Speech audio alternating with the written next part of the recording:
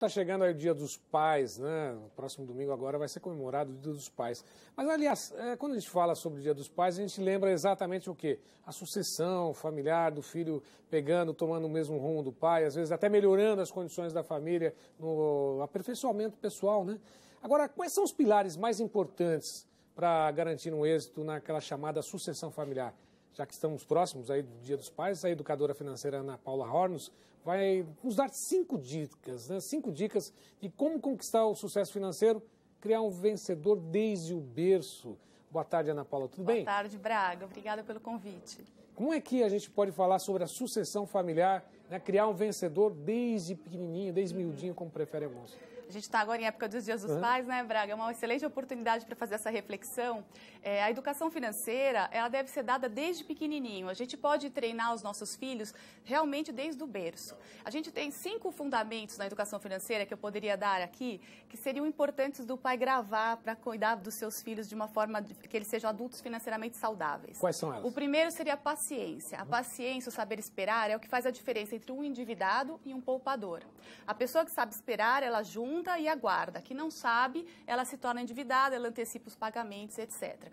E isso, até por pesquisas e por cientistas, foi descoberto que crianças que aprenderam a esperar na fase de pequenas, quando se tornaram adultos muito mais bem-sucedidos do que o restante que não sabia esperar.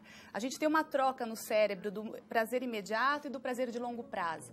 Então, é essa troca que a gente precisa ensinar nos pequenininhos, né, desde o berço. Assim.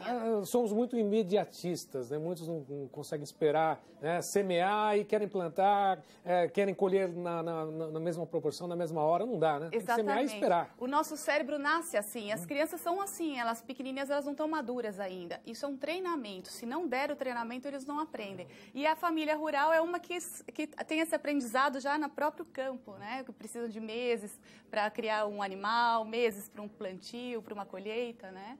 Então, é um aprendizado ali que a própria família rural já tem no seu negócio. Segunda dica, qual seria? A segunda dica é aprender a fazer a priorização, estabelecer prioridades. Dinheiro é recurso limitado e necessita de escolhas. E as crianças, elas pedem tudo, né? É normal que a gente vá com uma criança numa loja, no supermercado, eles querem tudo. Somos nós pais que devemos ensinar. Fazer lista, sentar com as crianças, refletir sobre preços, pesquisas, etc. Ou seja, começar a ensinar a criança o planejamento. Não dar a resposta imediata no pedido da loja, mas sim sentar com a criança em casa, fazer a lista do supermercado junto, que eles adoram, como se fosse uma brincadeira, e ir a praticar esse treinamento, né, sem atender os pedidos imediatos. Priorizar não é limitar.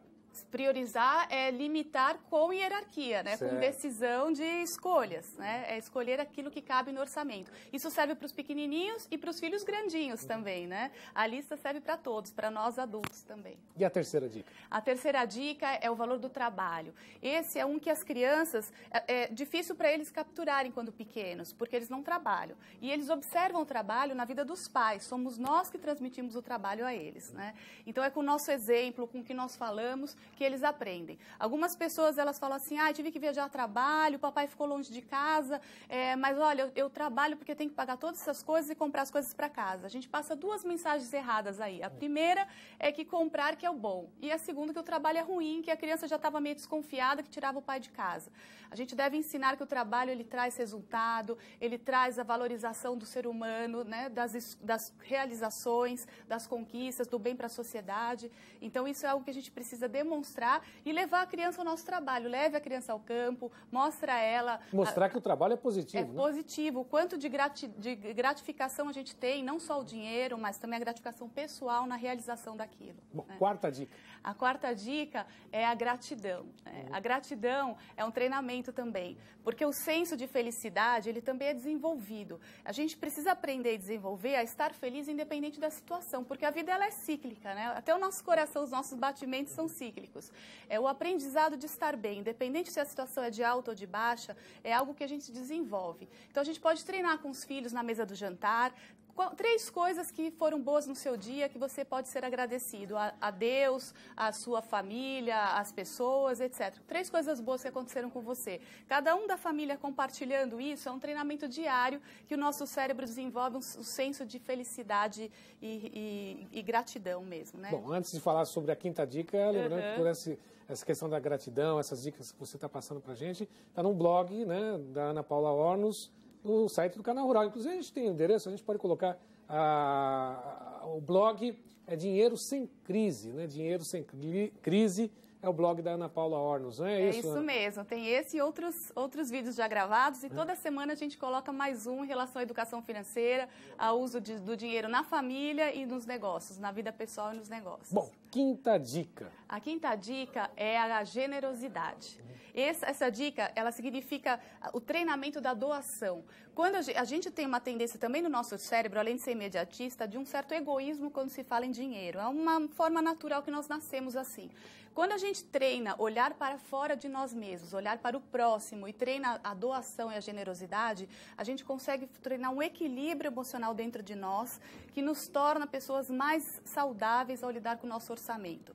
Sempre tem a pergunta, mas se eu doar, eu tenho menos recursos, essa matemática não fecha, né? Eu tenho 100, dou 10, eu fico só com 90, tenho menos.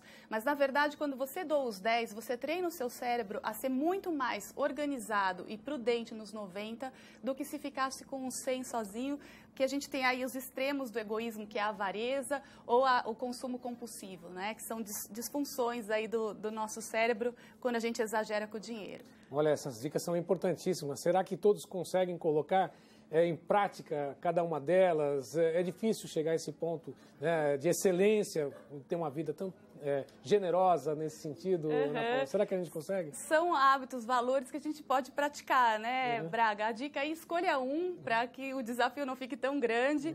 E agora, no Dia dos Pais, escolha um para sua família, né? Eu gostaria de desejar um feliz Dia dos Pais para todo produtor rural.